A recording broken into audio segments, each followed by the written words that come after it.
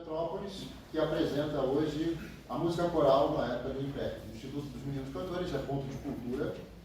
E esse concerto está sendo viabilizado pelo edital Maria Luísa, do Fundo Municipal de Cultura de Petrópolis, através do Conselho Municipal de Cultura, do Instituto Municipal de Cultura e da Prefeitura de Petrópolis. Para iniciar esse programa, convido então o Coro de Câmara Canarinhos de Petrópolis para subir ao palco.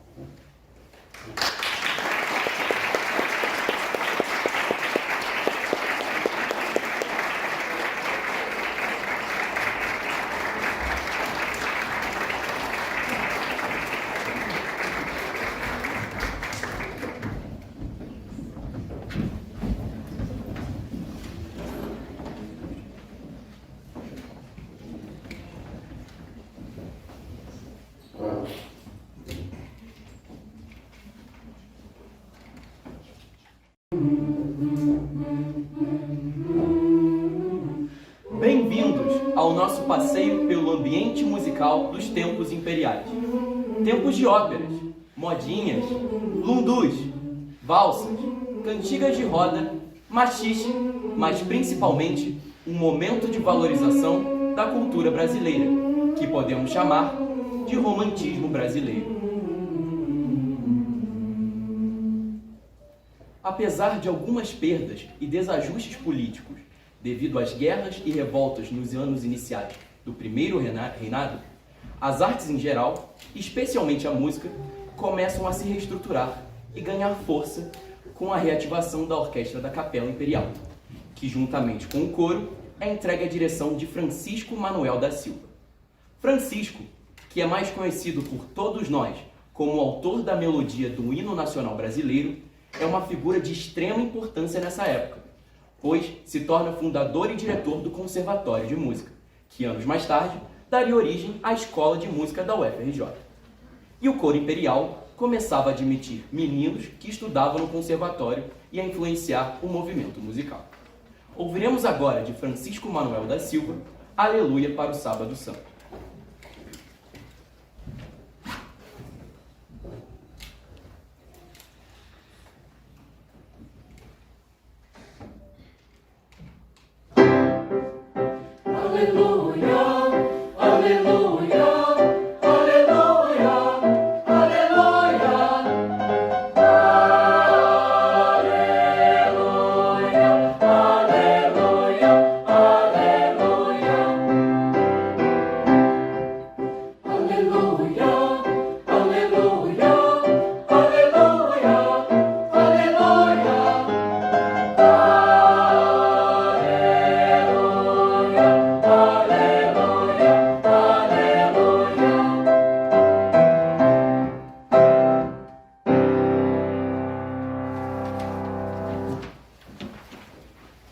Mas também nesta época vivíamos o tempo das modinhas, que misturava aspectos da moda portuguesa com características da ópera italiana, e se transformava na nossa maior expressão de temática amorosa.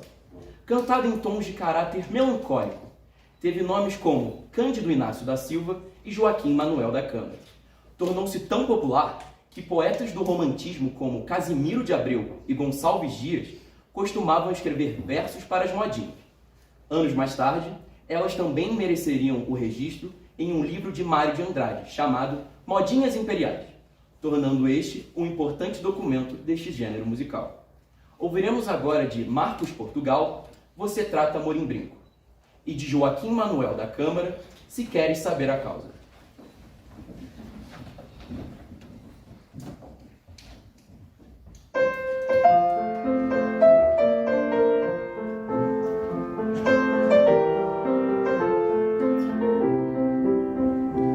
Você trata amor em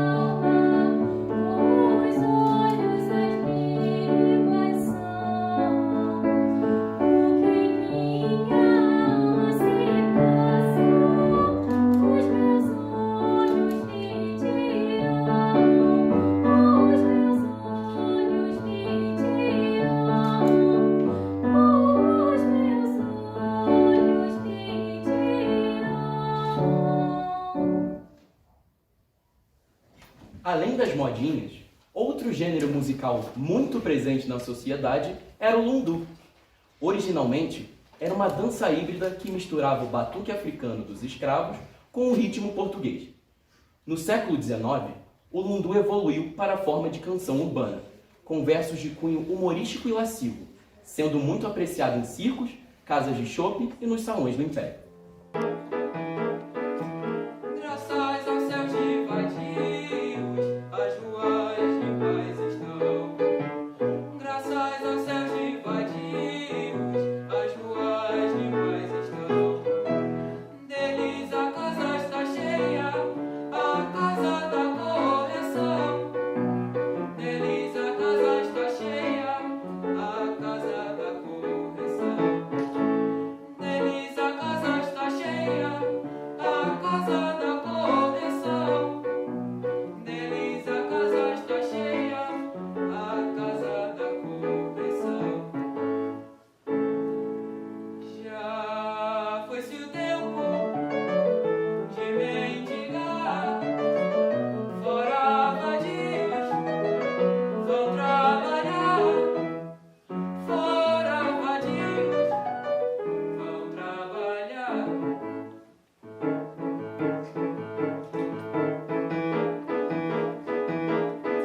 Senhor chefe da polícia, eis a nossa gratidão. Senhor chefe da polícia, eis a nossa gratidão. Por mandares os vadios à casa da correção. Por mandares os vadios à casa da correção. Por mandares os vadios à casa da correção. Por mandares os vadios à casa da correção. Já foi-se o tempo de mendigar. Fora vadios, vão trabalhar. Fora vadios, vão trabalhar.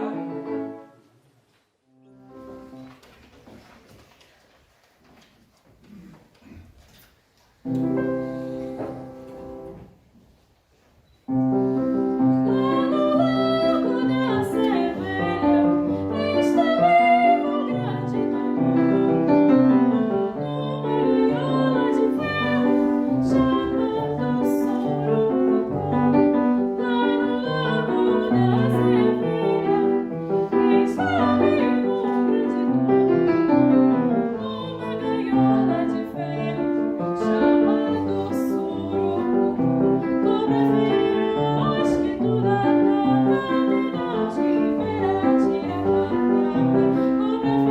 Cobra feroz que toda atacada de nós libera, tira a patada. Brava especulação, são progressos da nação.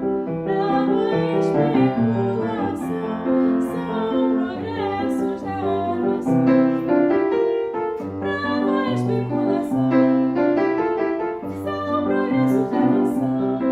Brava especulação, são progressos da nação.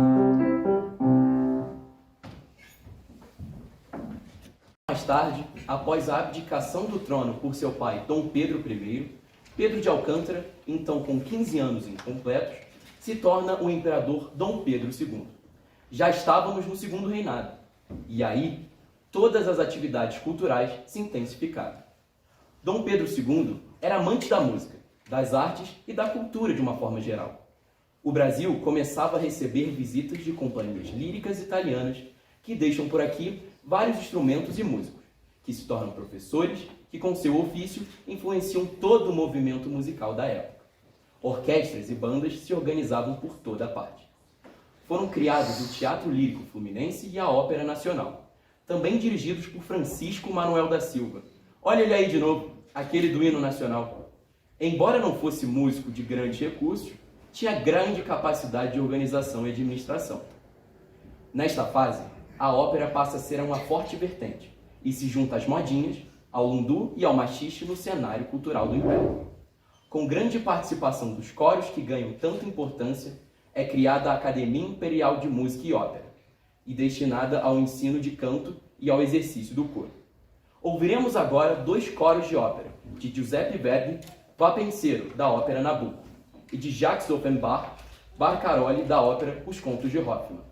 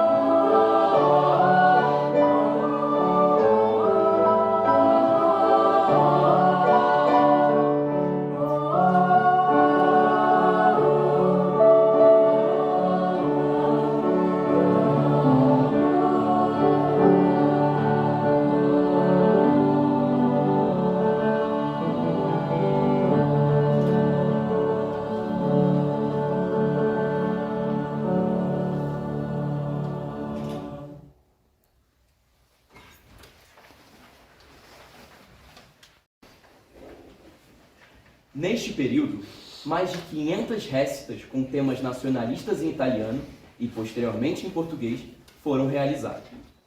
O período ficou conhecido como o Romantismo Brasileiro, que, diferentemente da Europa, era um romantismo que valorizava o Brasil e suas origens. O indianismo virou moda. Falar das nossas características era chique. Músicas românticas tinham base indígena. A sociedade europeizada passava a prestar atenção no que era o Brasil.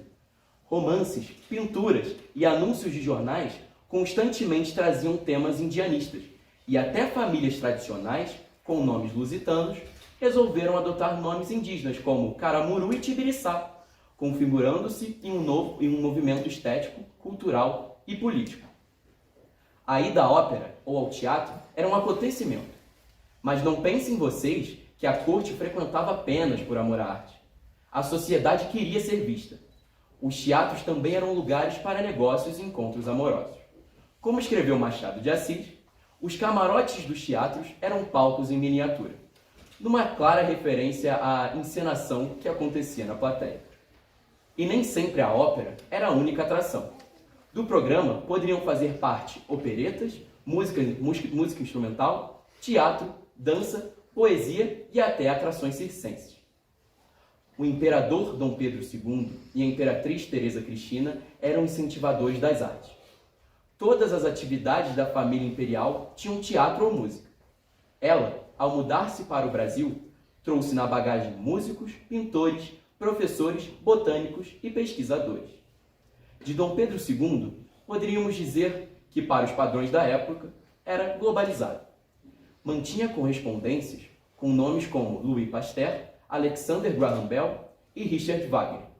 A este último, antes de atingir a fama, uma vez sugeriu que fizesse uma ópera lírica sobre o Rio de Janeiro. Wagner declinou da proposta.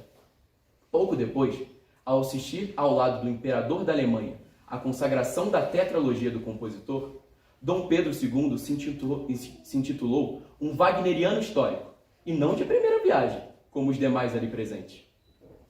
Dom Pedro II, como um mecenas da cultura, costumava financiar artistas.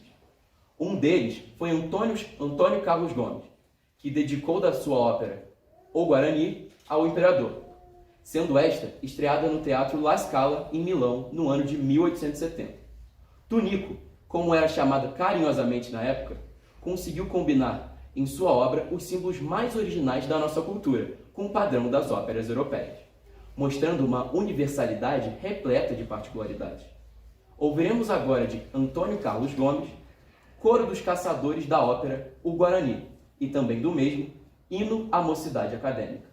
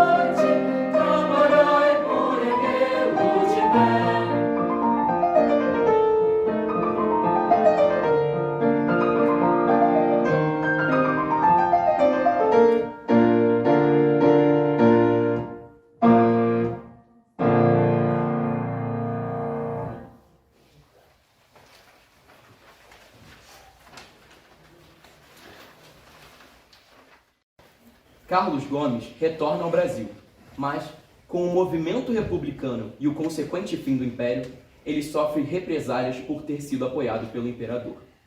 Muda-se para Belém, do Pará, e morre pouco tempo depois, em 1896. A música sinfônica passa a predominar nos grandes teatros. E o imperador? Com a proclamação da República, Dom Pedro e Dona Teresa Cristina são obrigados a deixar o seu amado Brasil. Ela reside em Portugal e ele, modestamente, vive em Paris, com quase nenhum recurso financeiro. Os últimos 2 anos de sua vida foram solitários e melancólicos, escrevendo em seu diário sobre sonhos que lhe era permitido voltar ao Brasil.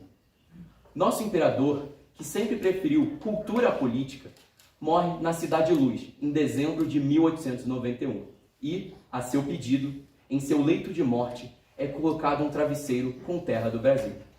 Hoje, os restos mortais de Dom Pedro e Dona Teresa Cristina encontram-se aqui pertinho, no mausoléu da Catedral de Petrópolis, e só assim puderam voltar para a cidade e o país que tanto amavam.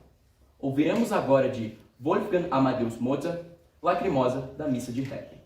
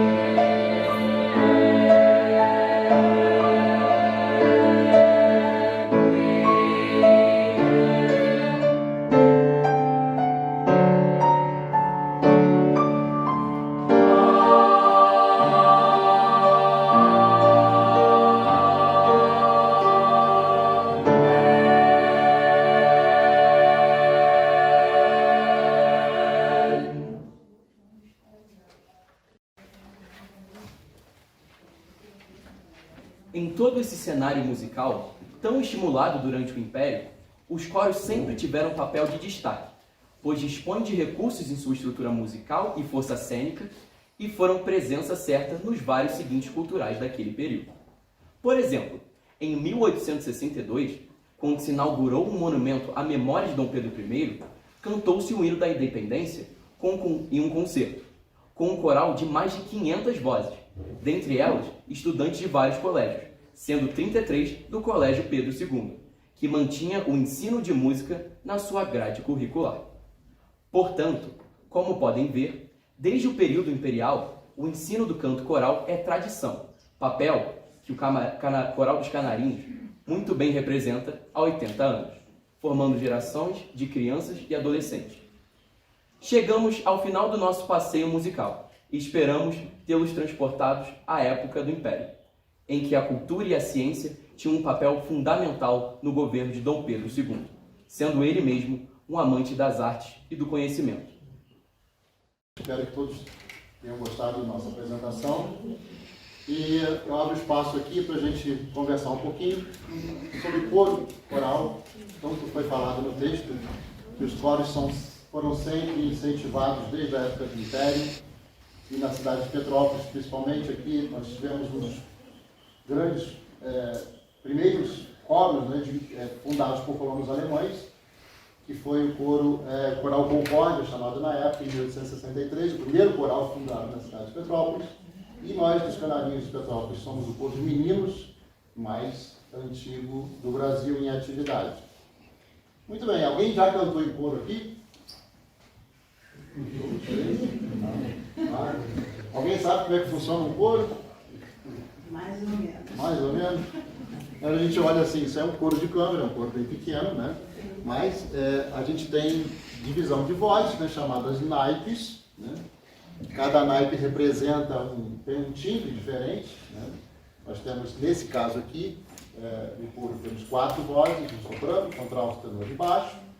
E a função do cantor, né, qual é? Simplesmente cantar o que está na frente, sem nenhum tipo de, de cuidado. Vocês acham que simplesmente, se juntar todo mundo aqui, por exemplo, a gente pode montar um coro de uma hora para outra, assim, instalar de dedo? Não? Tem que ter muito estudo. Tem que ter muito estudo? Vocês tiveram bastante estudo? Muito bem, então a função do coro, do cantor do coro, né, não é só ter a voz, né, mas, sobretudo, ouvir, saber ouvir.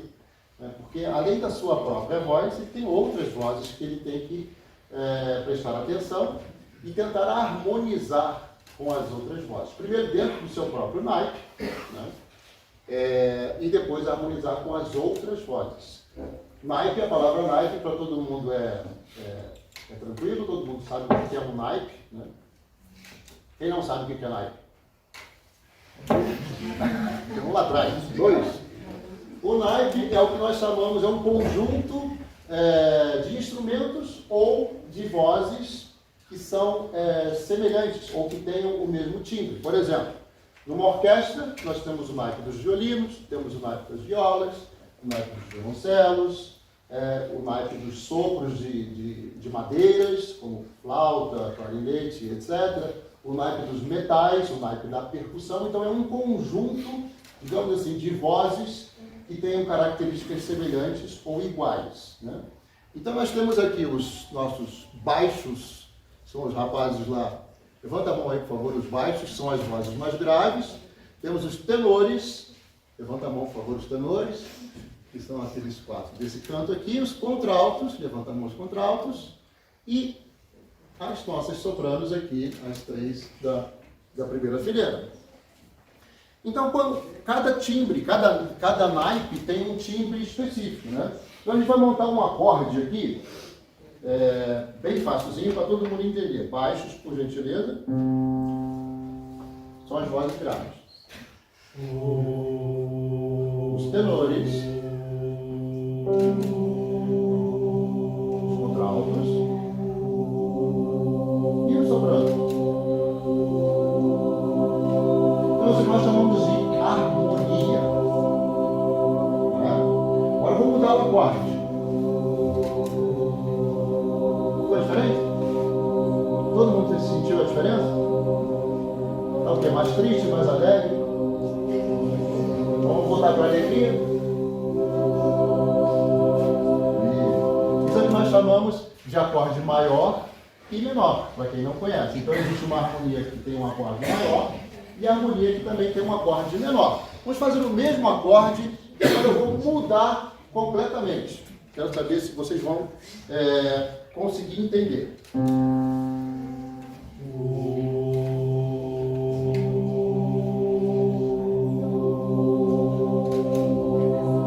É o mesmo acorde de antes, né? Agora vamos mudar. Ficou diferente? Esse é um acorde maior ou menor? Quem acha que é maior, levanta a mão. E quem acha que é menor? Ele acertou.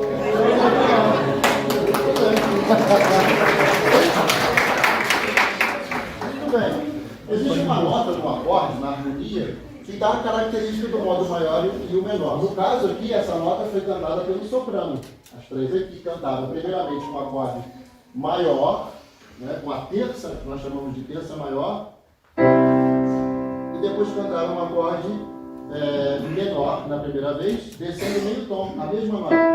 Aí dá uma característica de um acorde um pouco mais, sei lá, mais triste, vamos colocar assim, né? E depois o soprano sustentou a mesma nota e as outras vozes subiram meio tom.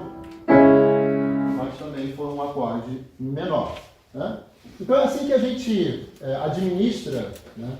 Sabendo ouvir as outras vozes, primeiro, como eu falei, as nossas próprias vozes, né, dentro do nosso naipe, e depois administrar essa voz junto com as outras vozes dos outros naipes. Alguém tem alguma pergunta, tem alguma dúvida, gostaria de saber alguma coisa sobre como funciona o coro, ou sobre, pode perguntar para eles também. Qual é o segredo para manter a qualidade com toda a rotatividade de membros do coral? É uma boa pergunta. Excelente pergunta. Aqui a gente, atrás da minha porta, tem um chicote.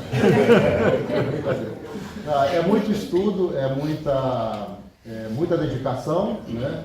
E sobretudo o amor que eles têm em cantar. Eu acho que todo ano, né, coros de meninos e coros de meninas tem a sua rotatividade, né? Tem sempre um grupo novo entrando, mas aqueles que chegam, né, para cantar junto com aqueles que já são do coro, que já estão há mais tempo, acabam também sentindo essa mesma vontade de querer aprender cada vez mais. E, lógico, muito ensaio e muita dedicação para a gente poder chegar a ter um repertório bem variado como apresentamos hoje. Mais alguém? Eu queria fazer uma pergunta. Foi não. O que os faz desistir? Assim, alguém pensar, não, eu não tenho isso ouvido, eu não consigo participar, e desiste. Quando? Olha, acontece de membros, né, tanto dos meninos quanto das meninas entrarem no coro e não conseguirem se adaptar à rotina de trabalho, né, de ensaios e tal. Mas isso não é frequente, vamos colocar assim, que é raro. Né? Nós tivemos uma perda grande por conta da pandemia, né? Porque as aulas online foram muito complicadas, porque não dá para manter um coro online. A gente precisa disso aqui, juntar todas as vozes e, como eu falei, harmonizar, né, as vozes entre si. Isso a pandemia, infelizmente, nos tolheu um pouco, mas graças a Deus estamos aí de volta para poder continuar o nosso trabalho. Mas existe aquele que não gosta muito de cantar, que de repente vai tocar um instrumento, enfim. Então a gente orienta para que não deixe a música. Tá bom. Porque eu tenho uma neta com 8 anos, eu estou querendo que ela entre no coral. Vai para nada. E eu fico assim, ela fica, eu não quero cantar. Mas depois que assistir, de repente, uma Está apresentação, sempre assistindo. quem sabe? Mais alguém? Não? Eu queria fazer um convite, então. Nós não temos muito espaço, mas quem quiser se juntar ao coro para estar junto com eles enquanto cantamos a última música, estejam à vontade. Pode vir.